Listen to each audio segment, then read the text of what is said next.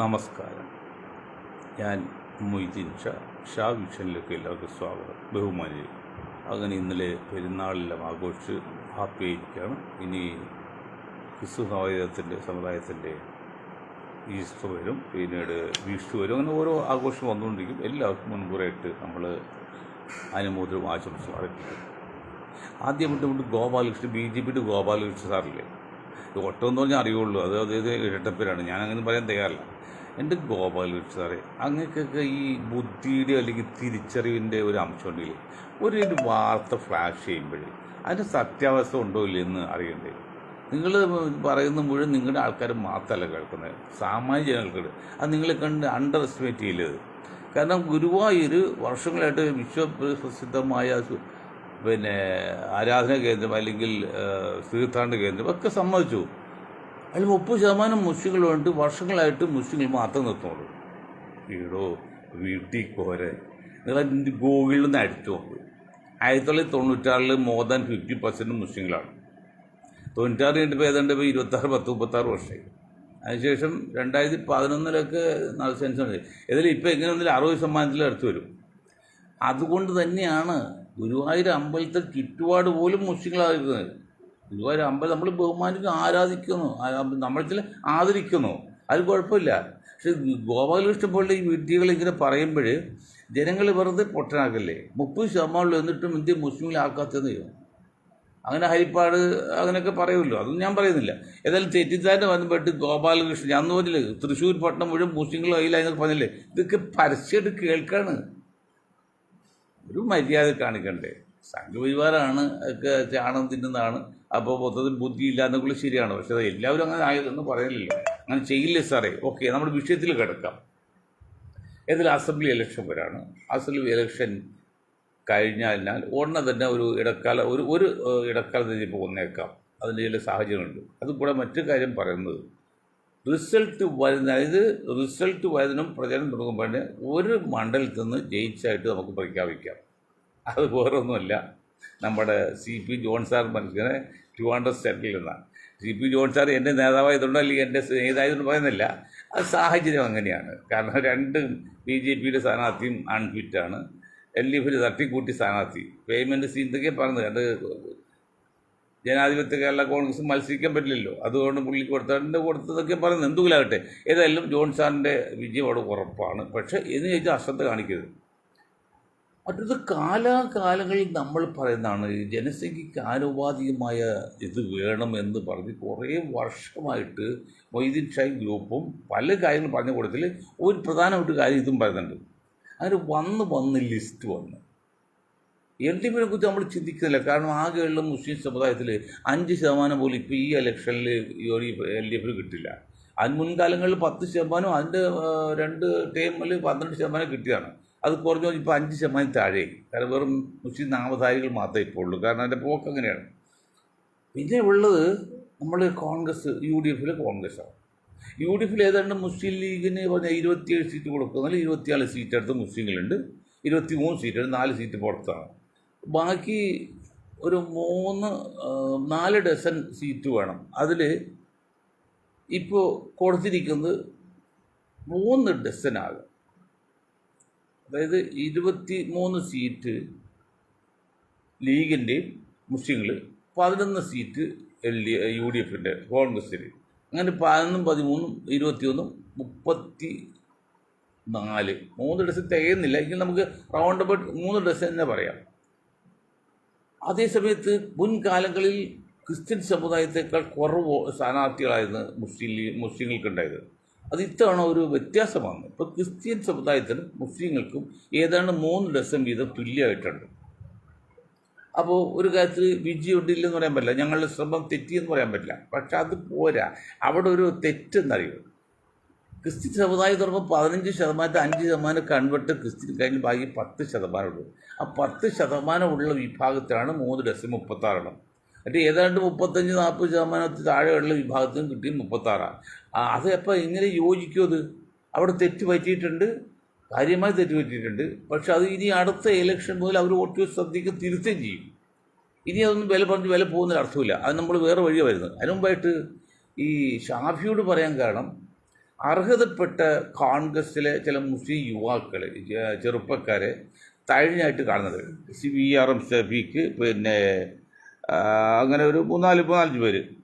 അതിന് ചെല്ലു പറയുന്ന ഷാഫിയുടെ പിന്നെ അടിയൊഴുക്കുണ്ടെന്ന് പറയുന്നത് ശരിയോ തെറ്റോ എനിക്കറിയില്ല, ഉണ്ടാകാതിരിക്കട്ടെ തന്നെ നമ്മൾ പ്രാർത്ഥിക്കുന്നത്. പക്ഷേ ഷാഫി ഒരു കാര്യം മനസ്സിലാക്കും. അതെന്താണെന്നറിയോ, നിങ്ങൾക്ക് അള്ളാഹു അനുഗ്രഹം ഒരു അവസരമുണ്ട്, അതിനൊരു കുഴപ്പം പറ്റില്ല. പക്ഷേ 2 വൻ തോക്കുകളുണ്ടായിരുന്നു. ഒന്ന് മലബാറിൽ ആര്യാടൻ മുഹമ്മദും ഇവിടെ TH മുസ്തഫയും.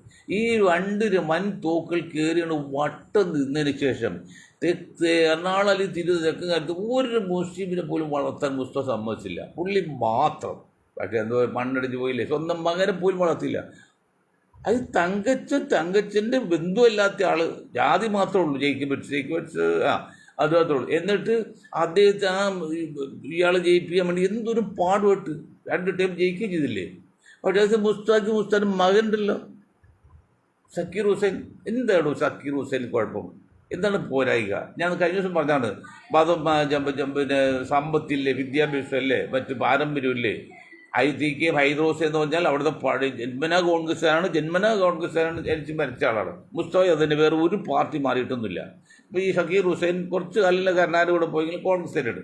സക്കീർ ഹുസൈൻ്റെ കാര്യത്തിൽ ആരും ശ്രമിക്കാത്ത, മുസ്തഫ പോലും ശ്രമിച്ചില്ല. തെറ്റല്ലേ ഇത്?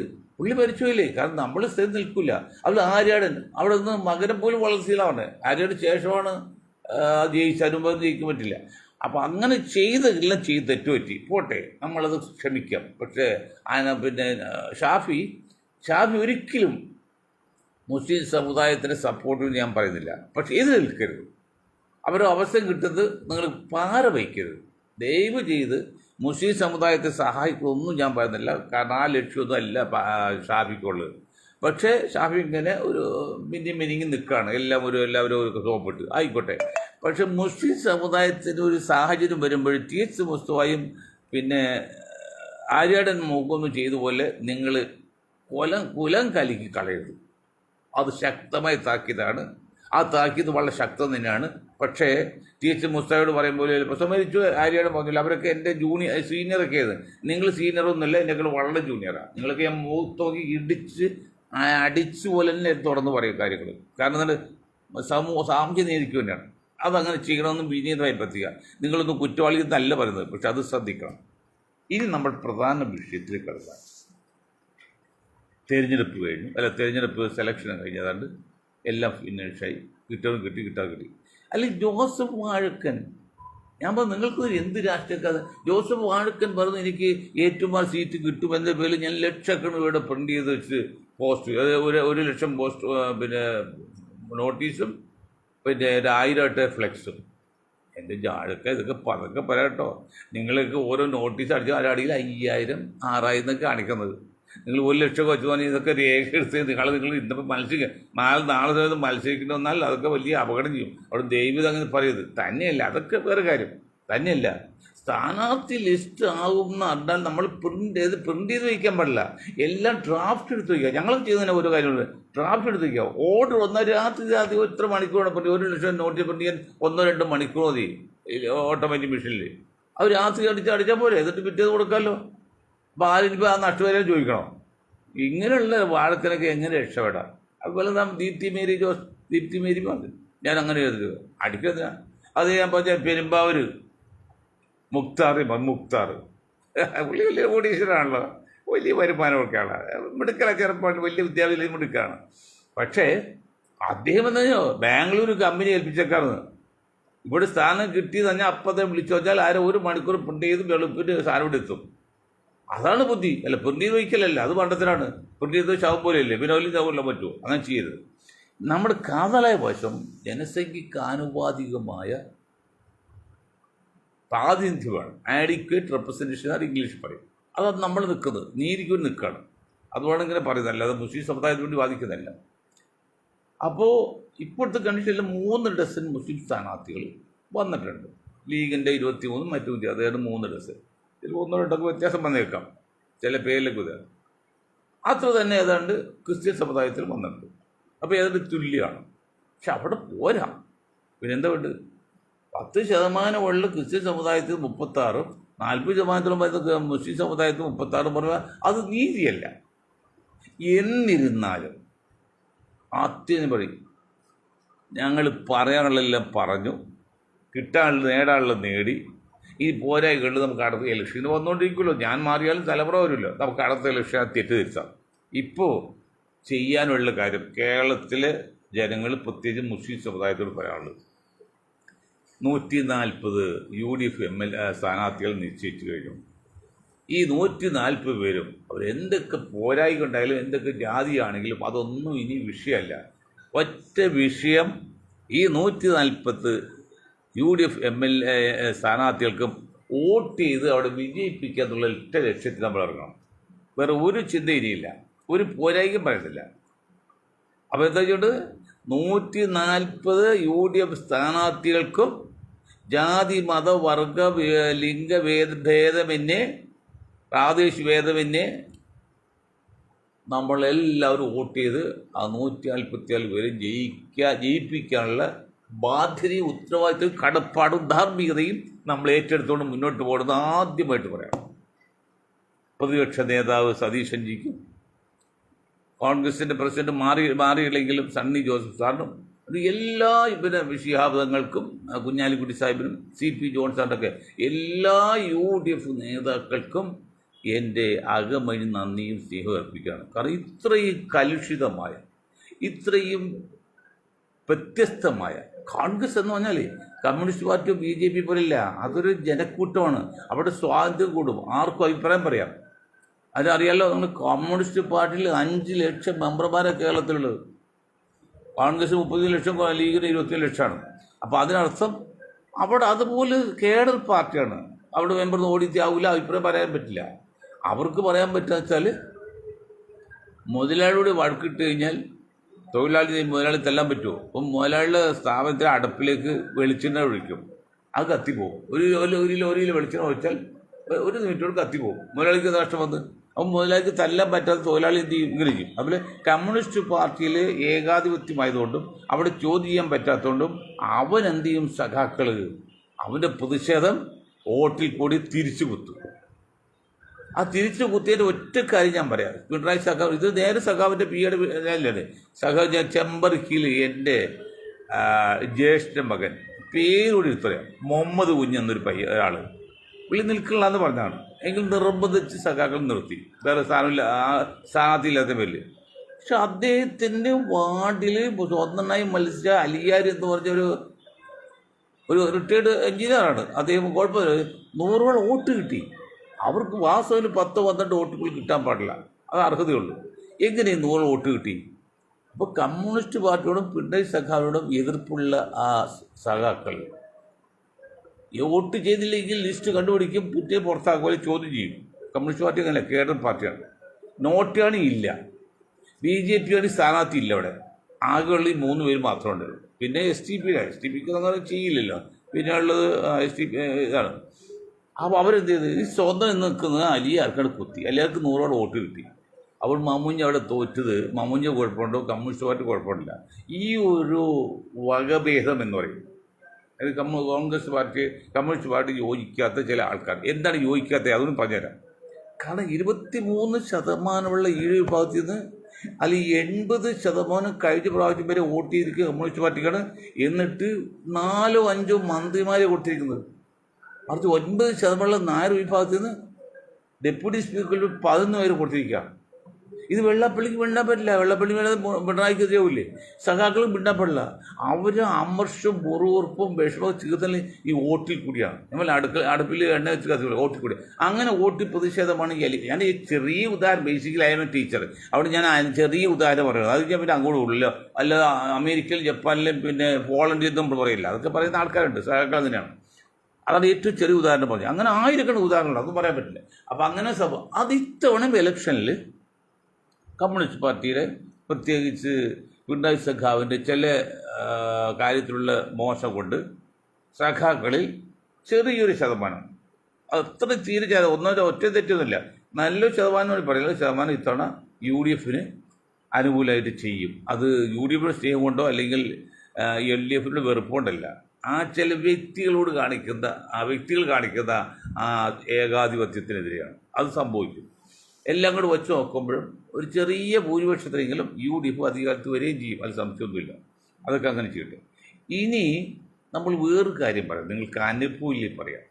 ഈ കതിൽക്കാട്, സണ്ണി കതിൽക്കാട് നിങ്ങളെപ്പോലുള്ളൊരു ഒരു കാര്യം ചെയ്യണം. നിങ്ങൾ ഒന്നുകിൽ ദളിതാകണം. വളരെ സ്നേഹപൂർവ്വം അംബേദ്കർ പറഞ്ഞുകൊണ്ട് പറയണം, വളരെ സ്നേഹത്തിലും ആത്മാർത്ഥമായി പറയണം. അത് നിങ്ങൾ നന്നാകുന്ന അവസരം പറയണം. ഒന്നുകിൽ നിങ്ങൾ ദളിതാകണം, അല്ലെങ്കിൽ നിങ്ങൾ ക്രിസ്ത്യാനിയാകണം. ഈ കൺവെർട്ടഡ് ക്രിസ്ത്യൻ ക്ലോസ്, അത് അച്ഛന്മാർക്ക് മേടയിൽ നിൽക്കുന്നവർക്ക് നിങ്ങൾ താഴെ നിർത്താനും അത് ഉപയോഗിക്കും, നിങ്ങൾക്ക് ഗുണമല്ല. അത് മനസ്സിലാക്കണം. 1% ദളിത് ക്രിസ്ത്യാനികൾക്ക് സംവരണം മറ്റുണ്ട്, അതൊന്നുമല്ല. അതല്ല, നിങ്ങൾക്ക് അഭിമാനവും അന്തസ്സും ആഭിജാത്യം ഉണ്ടെങ്കിൽ നിങ്ങൾ എന്ത് ചെയ്യണം? ഒന്നുകിൽ ദളിതായിട്ട് നിൽക്കണം, അല്ലെങ്കിൽ ക്രിസ്ത്യാനി നിൽക്കണം. ഇത് രണ്ടുമില്ലാതെ കണ്ണൂർ ക്രിസ്ത്യാനി ഇതെങ്കിൽ വാക്ക് ഉപയോഗിക്കരുത്. നിങ്ങൾ മുസ്ലിം കണ്ടുനോക്ക്, മുസ്ലിം കണ്ണൂർ എത്രയോ മുസ്ലിങ്ങൾ മതം മാറിയിട്ടുണ്ട്. ഒരുപക്ഷെ ക്രിസ്ത്യാനി കൂടുതൽ മുസ്ലിങ്ങൾ കേരളത്തിൽ മാറിയിട്ടുണ്ട് പണ്ടൊക്കെ, ഇപ്പോഴത്. പക്ഷെ അവരൊന്നും കൺവെർട്ടഡ് മുസ്ലിം എന്നല്ല. അങ്ങനെ ഒരുത്തൻ്റെ ശ്രമം നടത്തി. ഞങ്ങൾ മുളയെ നുള്ളി പറഞ്ഞു, നിങ്ങൾ മുസ്ലിം മതം സ്വീകരിച്ചോ, പക്ഷെ ഈ പൂട്ടിവെച്ചിടം വേണ്ട. എന്താണ് അവിടെ ദളിത് മുസ്ലിമൊന്നും ഇല്ല, ഒറ്റ മുസ്ലിമുള്ളൂ. അവിടെ കലിമത്ത് തൗഹീദ്, അതായത് തൗഹീദിൻ്റെ കലിമ ആദർശം ചെന്നാൽ പിന്നെ അവരെല്ലാം തുല്യമാണ്. അറബിയോടോ അനറബിയോടോ കറുപ്പനോടോ വെളുപ്പനോടോ പണക്കാരനോ ഒന്നും വ്യത്യാസമില്ല, എല്ലാം തുല്യമാണ്. അതുകൊണ്ട് അവിടെ വേണ്ടത് അത് നുള്ളിക്കളഞ്ഞു അത് ചെയ്യണം. അല്ലെങ്കിൽ നിങ്ങൾക്ക് ചെയ്യാനുള്ളത്, ഞാനത് വിശാലമായ രീതിയിൽ ഞാൻ നിങ്ങളോട് പറയുകയാണ്. 10%, 15% ക്രിസ്ത്യാനിൽ 5% കണ്ണൂർ ക്രിസ്ത്യൻ കഴിഞ്ഞാൽ ബാക്കി 10%, നായരേൻ്റെ 9%, 21%, മുസ്ലിങ്ങളിൽ 33%. ഇതെല്ലാം കഴിച്ചാൽ 75%. ബാക്കി 70 താഴെയുള്ള എല്ലാം കൂടി ചേർന്ന് കൊച്ചു കേരളത്തിൽ 25% മെമ്പേഴ്സുണ്ട് ജനസംഖ്യയിൽ. 25% 1/4. ഈ കതിൽക്കാട് പറയുന്നത് നിങ്ങൾ ഒത്തിരി ബുദ്ധിജീവി ചിന്തകനൊക്കെ അതെ പറയുന്നത്, സാധാരണ ദളിതല്ല, ഒത്തിരി വ്യത്യസ്തനാണ്. നല്ലതാണ്. അങ്ങനെ ഒരുപാട് ആൾക്കാർ ദളിതലുണ്ട്, കാരണം വിദ്യാഭ്യാസമുള്ളതുകൊണ്ട്. അവരോട് പറയണം. അപ്പോൾ നിങ്ങൾക്ക് ചെയ്യാൻ പറ്റുന്ന ഒരു രീതി, 2 രീതിയുണ്ട്. ഒന്ന്, അംബേദ്കർ 5 ലക്ഷം ദളിതായിട്ട് നേരെ ബുദ്ധമതം ചേർന്നു. അതെന്താ കുഴപ്പമെന്ന് വെച്ചാൽ ഈ ബാറ്ററിയിൽ ചാർജ് കയറും, പക്ഷെ മുഴുവൻ പീസ് കഴിഞ്ഞ് ചാർജ് കയറില്ല. മുഴുവൻ പീസായി ഒരു സമുദായമാണ് ഇന്ത്യയിൽ ബുദ്ധമതം. കാരണം അത്ര കണ്ട് അത് അതിലും ശാന്തരാണ്. അവരെ മറ്റ് ആര്യവർഗം നശിപ്പിച്ചു. അപ്പോൾ അത് ഉയർത്തി നിൽക്കാൻ പറ്റില്ല.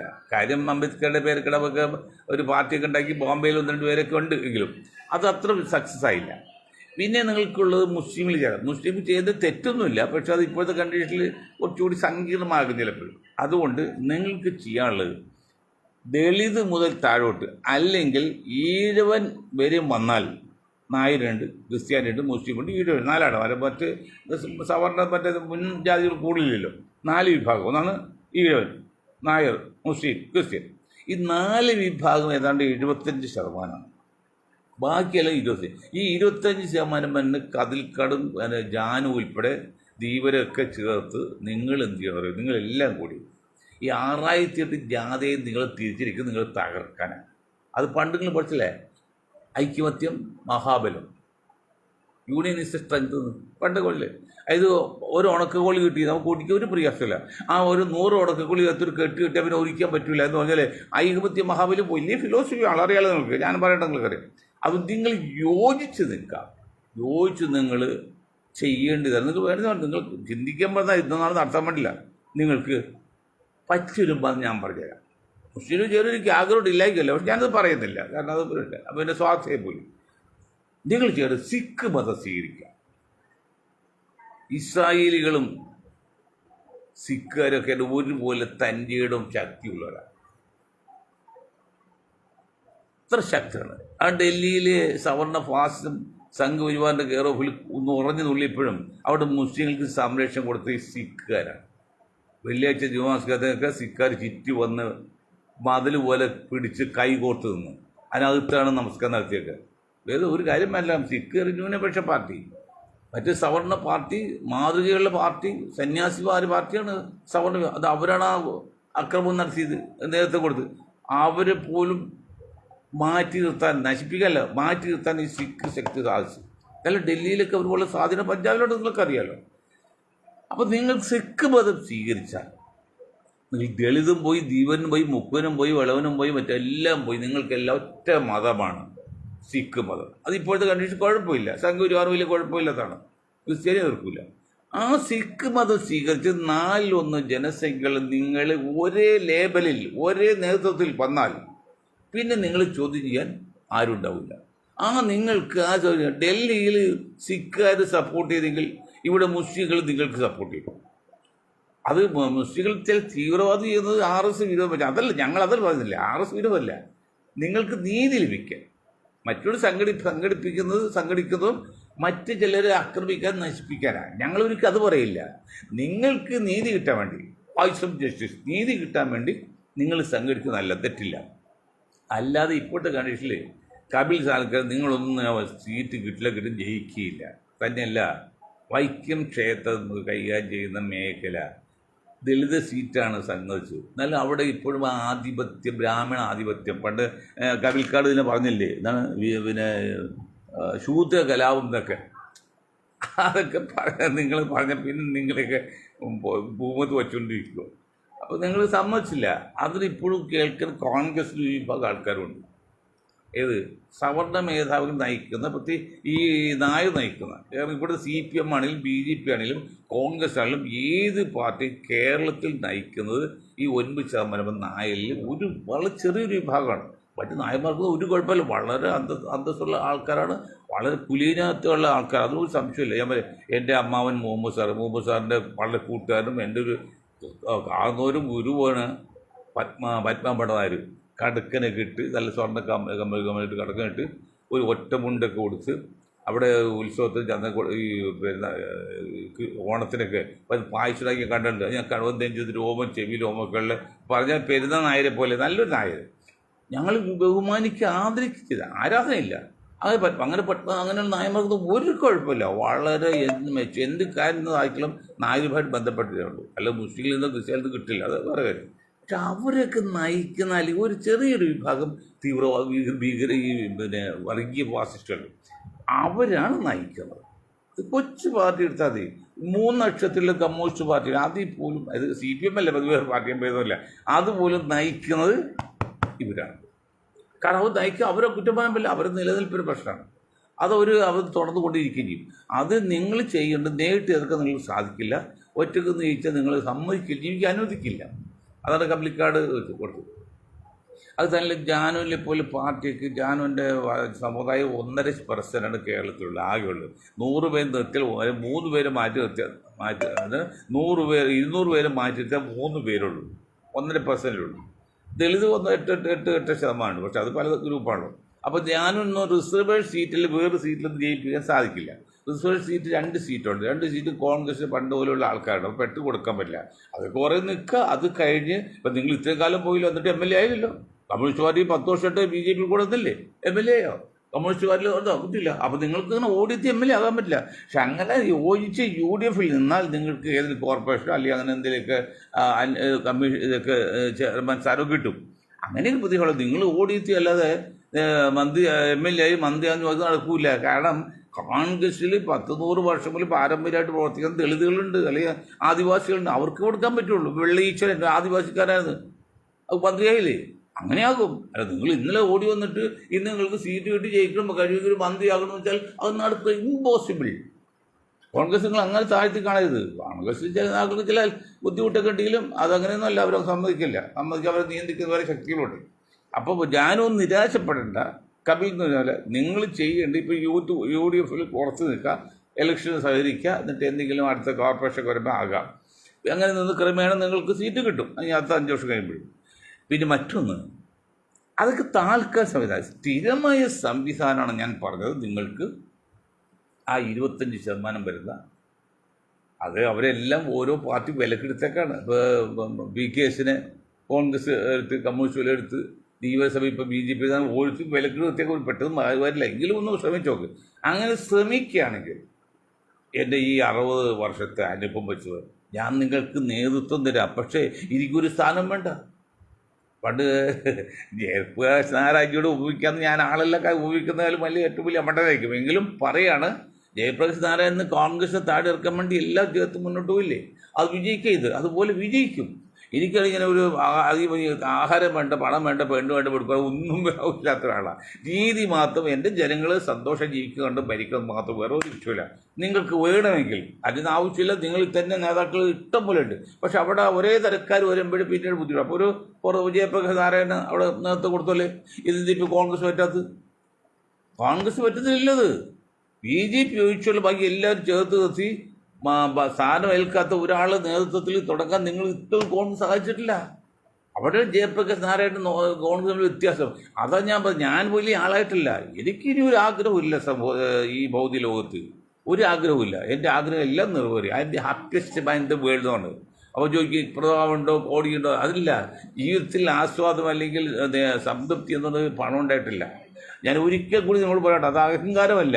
I am the happiest man in the world, not in India, in the world. Why? എനിക്കൊരു ആഗ്രഹമില്ല. ഞാൻ എന്തെങ്കിലും ആഗ്രഹിച്ചോ? ഇപ്പോൾ എൻ്റെ കൂടെ പ്രവർത്തി ആൾ ഇബ്രാഹിം കുഞ്ഞ് മന്ത്രി ഞാനില്ല, അങ്ങനെ ആഗ്രഹം വന്നപ്പോൾ ഞാൻ നിരാശരായി. എനിക്ക് അങ്ങനെ ഒരു ആഗ്രഹമില്ല, ഒരു സ്ഥലം കിട്ടുന്നില്ല. ഇപ്പോൾ നിങ്ങൾക്കറിയില്ലോ, ഇത്ര കാലം നിന്നിട്ട് നിങ്ങൾ പഞ്ചായത്ത് മെമ്പറായില്ല, മെമ്പർ ആയില്ല, നിങ്ങൾ KPC ജനറൽ സെക്രട്ടറി ആവും, MLA ആവും, മന്ത്രിയാവും. എനിക്കങ്ങനെ ആഗ്രഹമില്ലെന്ന് ഞാൻ പറഞ്ഞല്ലേ. എൻ്റെ പ്രവർത്തികൾ 99 അതിൻ്റെ 99.9% സമ്പത്ത് ഉണ്ടാക്കിയിരിക്കുന്നത് കൃത്രിമത്തിൽ കൂടിയാണ്. അഴിമതി ചെയ്തോ അല്ലെങ്കിൽ കൈക്കൂലി വാങ്ങിച്ചോ അല്ലെങ്കിൽ തട്ടിപ്പടുത്തിക്കണം, അല്ലാതെ പണം ഉണ്ടാക്കാൻ പറ്റില്ല. എനിക്ക് അഭിമാനം പറയും, ഞാൻ അഴിമതി നടത്തി തട്ടിപ്പടുത്തി ഒരു ചായ പോലും വാങ്ങിച്ചു കൊടുത്തില്ല. ആരോപണം പറയാൻ ആർക്കുമില്ല. ഞാൻ ഉണ്ടാക്കിയിട്ടില്ല. ഞാൻ ഉണ്ടാക്കി പറയുമ്പോൾ എല്ലാത്ത രീതിയിൽ മാത്രം ഉണ്ടാക്കി ജീവിച്ചോളൂ. എനിക്ക് അഭിപ്രായത്തോട് പറയാം. അപ്പം നിങ്ങൾ കാര്യം ചെയ്യുക, ഈ 25% വരുന്ന നിങ്ങൾ ഇതുപോലെ സിഖ് മതം അല്ലെങ്കിൽ അതുപോലെ ഏതെങ്കിലും ഒറ്റ മതത്തിൽ നിൽക്കണം. ദളിത് ഒരു മതമല്ല, ഈ മുക്കുവന്മാർ മതമല്ല, കൺവെർട്ട് ക്രിസ്ത്യൻ ഒരു മതമല്ല. അതൊക്കെ മാറ്റി വെച്ചിട്ട് കൺവെർട്ട് ചെയ്ത് പോയ ക്രിസ്ത്യാനികൾ നിങ്ങൾ ഒന്നുകിൽ ദളിതിൽ തുറന്നു പോകുക, അല്ലെങ്കിൽ നിങ്ങൾ ക്രിസ്ത്യാനി നിൽക്കുക. നിങ്ങൾ പറയും ഞങ്ങളെനിക്ക് ക്രിസ്ത്യൻ മതി, കൺവേർട്ട് ക്രിസ്ത്യൻ വേണ്ട, ഒള്ളി ക്രിസ്ത്യൻ മതി, മുസ്ലിം ലീഗ് അങ്ങനെയില്ല, അങ്ങനെ പറയാം. അത് പറ്റില്ല. നിങ്ങളെപ്പോലെ ചെയ്ത് ഈ സണ്ണി കവിൽക്കാരൊക്കെ ചിന്തകരാണ്. നിങ്ങൾക്ക് നേതൃത്വം കൊടുത്തിട്ട് ജാനുവിനെ മറ്റെല്ലാ ബുദ്ധിജീവികളുടെ ഈ 25 വിഭാഗത്തിൽ ദിനകരൻ അത്ര പോയാൽ ദിനകരൻ വെറും ഭൗതിക നേട്ടം മാത്രമേ ഉള്ളൂ, ഒരു താത്വികരല്ല. പക്ഷെ പണ്ഡിറ്റ് കർപ്പഞ്ചി അല്ലായിരുന്നു. കർപ്പഞ്ചി അന്തസ്സ് വ്യക്തിത്വങ്ങളായിരുന്നു. അതുപോലെ നേതാവ് ഇന്ന് കേരളത്തിൽ ഇല്ല. പക്ഷെ ഒരാളുണ്ട്, പക്ഷെ അദ്ദേഹം ഷൈനില്ല. ഒരു ബാലകൃഷ്ണാനന്ദ സ്വാമിയുണ്ട്. സ്വാമി ഭയങ്കര ശക്തനും കാര്യങ്ങളും അറിയുന്നുള്ള, പക്ഷെ ബുദ്ധിക്ക് പിന്തുണ ഇല്ലാത്തതിന് പേരിൽ അത് ഷൈൻ ചെയ്യാൻ പറ്റത്തില്ല. കുടത്തിലെ വിളക്ക് പോലെ, കുടത്തിൽ വിളക്കുന്ന വെളിച്ചം കാണുമോ, വെളിച്ചം പുറത്തേക്ക് വരുന്നില്ല. അത് വരുത്താനുള്ള ഒരു സാഹചര്യം ഇല്ലത്. അപ്പോൾ അതുകൊണ്ട് ഇന്ന് അറിയപ്പെടുന്ന ഒരു താത്വികനോ തത്വചിന്തകനോ അല്ലെങ്കിൽ ഒരു ഫിലോസഫിസ്റ്റൊന്നും ഫിലോസഫിസ്റ്റാണ് മനഃശാസ്ത്രജ്ഞൊന്നും ഇപ്പോൾ ജീവിതസഭയിൽ കാണുന്നില്ല. അതുകൊണ്ട് ഇപ്പോൾ ദിനകരൻ മാത്രം അത് മറ്റുള്ള ആരും സഹായിച്ച് പണം വാങ്ങിച്ചിട്ട് അതേ അറിയപ്പെടുന്നു. ഇപ്പോൾ BJP സപ്പോർട്ട് ചെയ്യാൻ തോന്നുന്നു. അപ്പോൾ അതല്ല, കവിൽക്കാട് പോലുള്ള ചിന്തിച്ചിട്ട് അതുപോലുള്ള നിഷ്പക്ഷമായി ചിന്തിച്ച് സംഘം ഉണ്ടാക്കിയിട്ട് നിങ്ങൾ മുന്നോട്ട് പോകണമെന്ന് പറഞ്ഞുകൊണ്ട് ഞാൻ ഇന്നത്തെ കണ്ടീഷനിൽ എൻ്റെ സംസാരം നിർത്താണ്. ഞാൻ ഒരിക്കൽ കൂടി പറയാണ്, കഴിഞ്ഞതൊക്കെ കഴിഞ്ഞു. വിലയിരുത്തലെല്ലാം കഴിഞ്ഞു, പങ്കിടലെല്ലാം കഴിഞ്ഞു. ഇനി അതിനൊന്നും പ്രസക്തിയില്ല. ഇനി പ്രസക്തിയുള്ള ഒരേ ഒരു കാര്യത്തിലുള്ളൂ. ഇത് 140 MLA സ്ഥാനാർത്ഥികൾക്ക്, അതായത് UDF സ്ഥാനാർത്ഥികളെ ജയിപ്പിക്കാതെന്നുള്ള ഒറ്റ ബാധ്യത ഏറ്റെടുത്ത് ഈ നിമിഷം മുതൽ ഞാനുൾപ്പെടെ എല്ലാവരും മുന്നോട്ട് ഇറങ്ങണമെന്ന് പറഞ്ഞുകൊണ്ട് ഞാൻ എൻ്റെ വാക്കുകൾ നിർത്തും. നിങ്ങൾക്ക് ഒരായി നന്ദി. ജയ് ഹിന്ദ്.